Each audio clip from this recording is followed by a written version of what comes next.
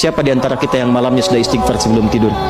Siapa di antara kita baca surat ayat kursi misalnya, baca 3 surah terakhir, Al-Ikhlas, Al-Falaq, An-Nas?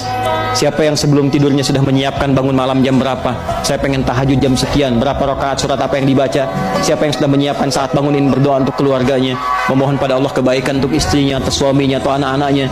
Siapa yang saat malam memohon kebaikan hidayah untuk tetangganya yang belum masuk Islam supaya dapat hidayah?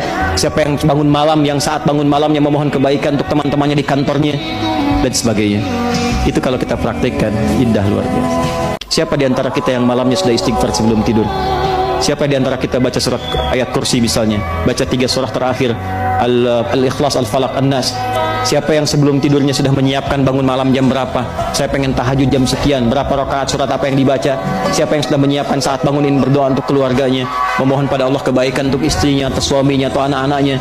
Siapa yang saat malam memohon kebaikan hidayah untuk tetangganya yang belum masuk Islam supaya dapat hidayah? Siapa yang bangun malam, yang saat bangun malamnya memohon kebaikan untuk teman-temannya di kantornya dan sebagainya? Itu kalau kita praktekkan, indah luar biasa.